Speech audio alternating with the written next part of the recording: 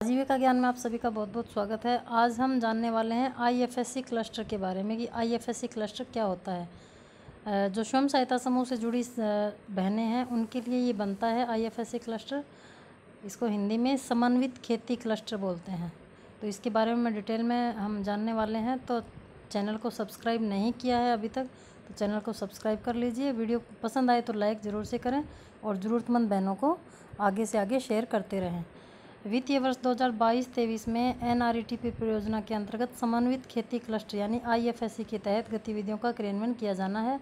उसमें स्वयं सहायता समूह के चयनित परिवारों की आय सृजन हेतु कृषि पशुपालन के साथ एग्रो वैल्यू एडिशन की गतिविधियां आपके द्वारा एनआरईपी के सहयोग से तैयार क्लस्टर के प्रस्ताव के अनुसार चयनित क्लस्टर में अन्य संबंधित विभाग जिसमें कृषि पशुपालन मत्स्य मनरेगा आदि के साथ कन्वर्जेंस करते हुए क्लस्टर आधारित गतिविधियों का क्रियान्वयन करवाया जाएगा। इनके कहने का मतलब ये है कि जो भी पशुपालन से कृषि से मत्स्य मनरेगा आदि जिन भी विभागों से जुड़े हुए जो भी डिपार्टमेंट हैं सभी के तहत महिलाओं को प्रोत्साहित किया जाएगा और आईएफएससी क्लस्टर बनाकर महिलाओं को जोड़ा जाएगा। इसमें मुख्य मुख्य बातें मैं आपको बता देती हूँ क्या है। समन्वित खेती क्लस्टर वित्तीय वर्ष 2022-23 में गतिविधियों के क्रियान्वयन हेतु दिशा निर्देश इसमें आप पढ़ सकते हैं। ये सारी चीज़ें ज़रूरी है। जैसे लाभार्थी का चयन कैसे होगा, स्वयं सहायता समूह का सक्रिय सदस्य होना चाहिए उसको। लाभार्थियों का चयन बीपीएम यानी ब्लॉक प्रोजेक्ट मैनेजर राजीविका के एवं सीएलएफ के द्वारा संयुक्त रूप से किया जाएगा। जहाँ पे क्लस्टर लेवल फेडरेशन बने हुए हैं वहीं पे ये आईएफएससी क्लस्टर बनेंगे। जहाँ पे अभी तक क्लस्टर नहीं बने हुए हैं या फिर जहाँ ये चीज़ें अप्लाई नहीं हुई है वहाँ अभी नहीं बनेंगे। तो जहाँ पे जिन ब्लॉकों में यानी जिन डिस्ट्रिक्ट के जिन ब्लॉकों में सीएलएफ बने हुए हैं वहाँ ये चीज़ें होने जा रही है। लाभार्थियों का चयन बीपीएम करेंगे यानी ब्लॉक प्रोजेक्ट मैनेजर करेंगे और सीएलएफ के द्वारा संयुक्त रूप से किया जाएगा। दूसरा, इसमें कृषि और पशु सखी चयनित आईएफएससी क्लस्टर के प्रत्येक गाँव में एक कृषि एवं पशु सखी राजीविका द्वारा जारी कृषि सखी पशु सखी पॉलिसी के अनुसार चयन किया जाना है। जिन क्लस्टरों में पहले से ही कृषि सखी और पशु सखी बन चुकी हैं उनमें तो कोई दिक्कत है ही नहीं, पहले से हैं। जिनमें नहीं है, चयनित नहीं हुई है, उनको कृषि सखी और पशु सखी तक के तहत भी सीएलएफ को जोड़ा जाएगा। आईएफएससी एंकर का चयन कैसे होगा, इसमें एक आईएफएससी एंकर भी बनाई जाएगी।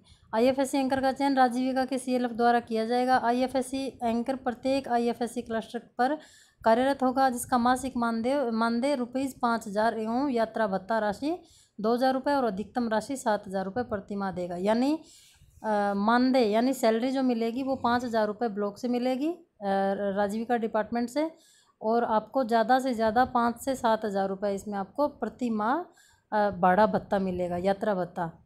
जैसे आपको घूमना होता है गांव-गांव उसके लिए आपको भाड़ा भत्ता मिलेगा। तो ये ज़्यादा से ज़्यादा 7,000 आप ले सकते हो, इससे ज़्यादा आपको नहीं मिलेगा।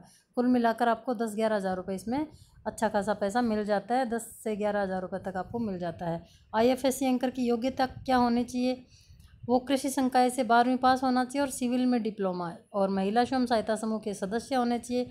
राजीविका में पूर्व में कार्यरत कैडर को प्राथमिकता दी जाएगी। राजीविका में जो पहले से ही कैडर के रूप में कम्युनिटी रिसोर्स पर्सन के रूप में काम करती हों वो महिलाओं को प्रायोरिटी दी जाएगी क्योंकि उनको पहले से ही काम करने का अनुभव होता है। आगे आप देख सकते हैं, इनको मैं जूम करके पढ़ा देती हूँ आपको। आईएफएससी एंकर का कार्य एवं जिम्मेदारी क्या क्या है, फिर ब्लॉक कोऑर्डिनेटर का चयन कैसे होगा ये भी आप पढ़ सकते हैं। इसमें कितना ब्लॉक कोऑर्डिनेटर का चयन, उसके योग्यता और उसमें कितना मानदेय मिलेगा ये सब। फिर ब्लॉक कोऑर्डिनेटर का कार्य एवं जिम्मेदारियाँ क्या क्या होती है इसको भी थोड़ा मैं आपको जूम करके दिखा देती हूँ, पढ़ सकते हो। ब्लॉक डेटा एंट्री सखी का चयन, इसको भी आप पढ़ सकते हैं। ब्लॉक डेटा एंट्री सखी का कार्य और जिम्मेदारी यानी ब्लॉक डेटा एंट्री सखी का क्या काम है और उनकी क्या क्या जिम्मेदारियां हैं। अब प्रशिक्षण कौन देगा, आईएफएससी के तहत विभिन्न प्रशिक्षण कार्यक्रम राजीविका द्वारा निर्धारित मानदंडों के अनुसार किया जाएगा जिसमें विभिन्न स्तर की क्षमता संवर्धन, संस्थागत विकास एवं एक्सपोजर भ्रमण शामिल है। अब आगे इसमें पोषण वाटिका गतिविधि का क्रियान्वयन, यानी आईएफएससी क्लस्टर बनेगा इसलिए ताकि गांव में ज़्यादा से ज़्यादा खेती की जाए और वो भी ऑर्गेनिक खेती की जाए। तो पोषण वाटिका की गतिविधि, इसमें भी आप पढ़ सकते हैं डिटेल में कि क्या क्या इसमें होता है। IFSC क्लस्टर के अंतर्गत स्वयं सहायता समूह के सदस्यों के स्वास्थ्य एवं पोषण में सुधार हेतु पोषण वाटिका को प्रोत्साहित किया जाएगा। डिटेल में आप पढ़ लीजिए कि किस किस तरह से कितना पैसा मिलेगा और कैसे महिलाएं सशक्त बन सकती है। सब्जी संग्रहण और विपणन हेतु मिनी ट्रक क्रय करना। जब ज़्यादा काम हो जाएगा एक लेवल पे जाके, तो मिनी ट्रक यानी जो छोटी गाड़ियाँ होती हैं जिनमें सब्जी, फल, पशुओं से संबंधित जो भी सामग्री होती है उनको बेचने खरीदने के लिए ज़रूरत पड़ेगी, तो उसको भी खरीदने का प्रावधान इसमें होता है। कृषि एवं पशु किट क्रय, कृषि करने के लिए और पशु खरीदने के लिए जो किट होती है वो भी इसमें मिलेगी। हाईटेक नर्सरी की स्थापना की जाएगी। इसको डिटेल में आप पूरा अच्छे से पढ़ लीजिए, इसमें सब कुछ लिखा हुआ है, एवरीथिंग। आजीविका सेवा केंद्र की स्थापना।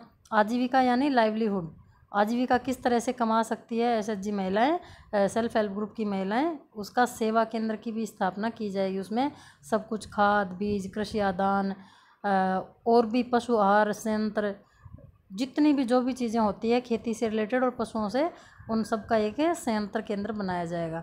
उसमें आपको अधिकतम 5 लाख का प्रावधान है, यानी भारत सरकार के तहत ये पैसा दिया जाता है क्लस्टर लेवल फेडरेशन के तहत। तो इसमें इतना सारा पैसा आपको ऊपर उठाने के लिए भारत सरकार लगा रही है, तो इसको भी आप डिटेल में पढ़ सकते हैं। मिनी ऑयल इकाई की स्थापना, तो इसमें धीरे धीरे जैसे IFSC क्लस्टर में FPO के माध्यम से मिनी ऑयल इकाई की स्थापना की जानी है, जिसमें सरसों, मूंगफली, कहने का मतलब कुल मिलाकर बहनों को धीरे धीरे करके महिलाओं को, SHG महिलाओं को उत्थान करने का ही काम है किया जाएगा इसमें, इसलिए IFSC क्लस्टर बनाया जाएगा। यानी खेती बाड़ी करेंगी तो उनको सरसों, मूंगफली ये सब उपज तो होंगी और इनसे तेल भी निकाला जा सकता है। मिनी ऑयल इकाई स्थापना की जा सकती है। अजोला पिट लगवाना। अब अजोला एक प्रकार का घास होता है। अजोला के प्रोत्साहन हेतु परियोजना मद से राशि 200 रुपये प्रति लाभार्थी एक बार दिए जाने का प्रावधान है। इसमें अजोला पिट तैयार कर अजोला घास का उत्पादन कर पशुओं को खिलाया जाना है, जिसमें दूध उत्पादन में वृद्धि होने से अधिक भी आय भी प्राप्त होती है। अजोला एक छोटा सा घास होता है जो पानी में लगाया जाता है, उसके लिए भी प्रति सदस्य 200 रुपये दिया जाता है, ताकि वो पानी का छोटा सा टैंक बना के उसमें अजोला लगाया जा सके। और अजोला घास को खिलाने से पशुओं में दूध भी बढ़ता है और चिंचड़ वगैरह जो होते हैं पशुओं को नुकसान पहुंचाने वाले कीड़े, वो भी नहीं होते हैं। नस्ल सुधार के लिए भी आपको पैसा भी दिया जाता है और इसमें पशु सखी द्वारा आपको प्रशिक्षित भी किया जाता है सभी महिलाओं को। SHG से जितने भी जुड़ी हुई महिलाएं हैं उनको पशु सखी की देखरेख में, इसको आप डिटेल में पढ़ सकते हैं कि नस्ल सुधार हेतु स्थानीय परिस्थितियों को ध्यान में रखते हुए एक गाँव में एक उन्नत नस्ल का बकरा उपलब्ध करवाया जाना है, जिसकी देखरेख पशु सखी द्वारा की जाएगी तथा पशु सखी द्वारा बकरे का सर्विस चार्ज लिया जाएगा। परियोजना मद से राशि 15,000 रुपये प्रति बकरा प्रति गांव दिए जाने का प्रावधान है। हेचरी इकाई की स्थापना भी की जाएगी। इसमें छोटे छोटे जो चूजे होते हैं मुर्गियों के, उसको हेचरी इकाई बोलते हैं, तो उसका भी इसको डिटेल में आप पढ़ सकते हैं इसमें कितना प्रावधान है। इस तरह से आप बहुत सारे काम इसके तहत करवाए जाते हैं IFSC क्लस्टर के तहत। उसमें आप इनमें सहयोग लेकर अपना अच्छा खासा फ़ायदा भी कर सकते हैं और अपनी आजीविका कमा सकते हैं। पशु आहार इकाई की स्थापना की जाएगी, इसको भी डिटेल में पढ़ लो आप। दुग्ध संग्रह केंद्र की स्थापना की जाएगी। बजट प्रावधान में आप देख लेते हैं अपन क्या है। NRETP परियोजना के तहत IFSC क्लस्टर स्थापना हेतु वास्तविक या अधिकतम राशि रुपये 40 लाख प्रति क्लस्टर 100% केंद्रीयांश यानी 100% फंड ये भारत सरकार देती है। IFSC क्लस्टर की क्रियान्वयन संस्था CLF होगी तथा राशि का व्यय क्लस्टर लेवल फेडरेशन के माध्यम से किया जाएगा। जितने भी SHG ग्राम संगठन CLF या ब्लॉक लेवल पे जितने भी काम होते हैं, उन सभी का पैसा कैश नहीं दिया जाता है, या तो चेक के द्वारा या नेफ्ट के द्वारा और बैंक अकाउंट के माध्यम से ये पैसा दिया जाता है। राशि का लेन देन बैंक खाते के माध्यम से किया जाना, नगद भुगतान देय नहीं होता है इसमें किसी भी तरह का। गतिविधियों का क्रियान्वयन परियोजना के तहत तैयार क्लस्टर आधारित प्रस्ताव के आधार पर किया जाना होता है। कन्वर्जेंस, इसमें कन्वर्जेंस को भी पढ़ सकते हो। कन्वर्जेंस का मतलब होता है मिलाना किसी चीज़ में, यानी कन्वर्ज कर देना। IFSC क्लस्टर में कृषि उद्यान, पशुपालन, महानरेगा, ग्रामीण विकास विभाग, कृषि विज्ञान केंद्र एवं अन्य संबंधित विभागों से कन्वर्जेंस, यानी जितने भी डिपार्टमेंट हैं उन सभी से SHG महिलाओं का जो एक वो संगठन बना होता है, उन सभी को, यानी इस योजना को ही, पूरी योजना को, राजीविका को इनके साथ साथ कन्वर्जेंस करके और इनके सहयोग से इन चीज़ों को बढ़ाया जा सकता है। तथा की गई गतिविधियों में के भौतिक एवं वित्तीय प्रगति का डॉक्यूमेंटेशन अवश्य करवाया जाना है। मनरेगा के तहत गतिविधियों का क्लस्टर में CLF द्वारा की जाने वाली गतिविधियों का क्रियान्वयन IFSC क्लस्टर में अधिक से अधिक करवाया जाए। इनमें से कुछ भी चीज़ आपको समझ में नहीं आती है तो आप कमेंट बॉक्स में कमेंट करके भी मुझसे पूछ सकते हैं। वैसे हिंदी में लिखा हुआ है, किसी भी तरह की दिक्कत है नहीं, साफ साफ लिखा हुआ है, आप पढ़ सकते हैं। मॉनिटरिंग करवाई जाती है समय समय पे, यानी बैठक करवाई, जैसे आप SHG में बैठक करती हैं, मॉनिटरिंग होती है एक तरह से, वैसे ही आपकी SHG VO CLF की मीटिंग होती है। उसी तरह से इनमें भी जो IFSC क्लस्टर बनेंगे, इनमें भी मीटिंग होती है महीने में 1 बार 2 बार, और उसमें मॉनिटरिंग होती है। परियोजना में कार्य रिपोर्टिंग एवं चयन प्रक्रिया, इसमें भी आप पढ़ सकते हैं कि ब्लॉक कोऑर्डिनेटर IFSC एंकर एवं ब्लॉक डेटा एंट्री सखी का चयन ब्लॉक में संबंधित DPM द्वारा किसी एक CLF को नोडल CLF के रूप में अधिकृत करके चयन किया जाएगा। ब्लॉक कोऑर्डिनेटर जिले में जिला प्रबंधक आजीविका को रिपोर्टिंग IFSC एंकर एवं ब्लॉक डेटा एंट्री सखी ब्लॉक कोऑर्डिनेटर को रिपोर्टिंग करेगा। गतिविधियों के क्रियान्वयन की समय सारणी, गतिविधियों का क्रियान्वयन संलग्न परिशिष्ट ए में दिया गया है, तो आप इसको पूरा अच्छे से पढ़ सकते हैं, देख सकते हैं। और SHG से जुड़ी हुई जितने भी जानकारियाँ, जैसे कृषि सखी का बताया, पशु सखी का बताया, और भी इसमें एक PG पॉलिसी भी होती है, महिलाओं, जो महिलाएं SHG से जुड़ी हुई है उन्हीं का PG भी बनता है, PG यानी प्रोड्यूसर ग्रुप। तो इन सब की जानकारी मैंने चैनल पे अलग अलग वीडियो के माध्यम से बता रखी है।